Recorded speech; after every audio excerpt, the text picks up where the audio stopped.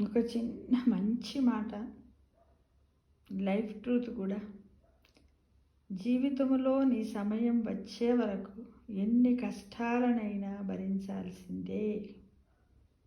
గర్భగుడిలో పూజలందుకుంటున్న విగ్రహం కూడా శిల్పి చేతిలో ఉలి దెబ్బలు తిన్నదే కదా మిత్రమా. మనకు జీవితంలో కష్టాలు వచ్చినప్పుడు కుంగిపోకూడదు, సుఖం వచ్చినప్పుడు పొంగిపోకూడదు. అన్ని సమయాల్లో సరిగా ఉండాలి. ఒకవేళ కష్టాల మీద వస్తూనే ఉంటాయి. ఈ మధ్య కాలంలో చాలామంది ఎన్ని వేల కోట్ల రూపాయలు పెట్టినా కూడా దొరకని మనశ్శాంతిని కోల్పోతున్నారు. ఆ కోల్పోతున్నామని మనం ఆత్మస్థైర్యాన్ని, మనోధైర్యాన్ని తగ్గించుకోవద్దు, కాన్ఫిడెన్స్ని తగ్గించుకోవద్దు. ఎందుకంటే ఎప్పుడో ఒకసారి మనకు మంచే జరుగుతుంది, మనకు మనశ్శాంతి దొరుకుతుంది. గర్భగుడిలో దేవుడు ఎలా ఉన్నాడో మనము కూడా ఒకరోజు అలా ఉంటామని ఊహించుకుంటూ ఊహాలోకంలో బ్రతకడం నేర్చుకోవాలి మిత్రం.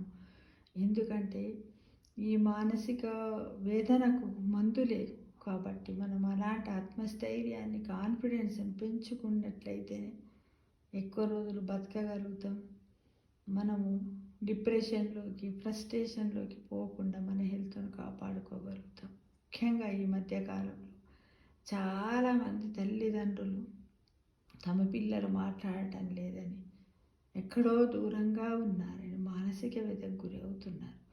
దానివల్ల వాళ్ళ శరీరంలో వివిధ రకాలైనటువంటి మార్పులు ఏర్పడుతున్నాయి. ఏంటి అంటే కాలి చేతులు గుంజుకపోవడము, నోరు ఎండుకపోవడము, తలనొప్పులు రావడము, నిద్ర పట్టకపోవడం, నరాలన్నీ తెగిపోతాయా, అబ్బా ఎందుకు నేను ఏమి చేశాను అని మదన పడుతున్నటువంటి ఈ సమయం లోపల భగవంతా నాకు కూడా ఒక టైం ఇస్తావు కదా, ఆ టైం తొందరగా ఇవ్వయ్యా అంటూ ప్రార్థించుకుంటూ వాళ్ళ యొక్క క్షేమాన్ని కూడా కోరుకుంటూ మనం బ్రతకాలని నేను అందరినీ ఆశిస్తున్నాను ఫ్రెండ్స్.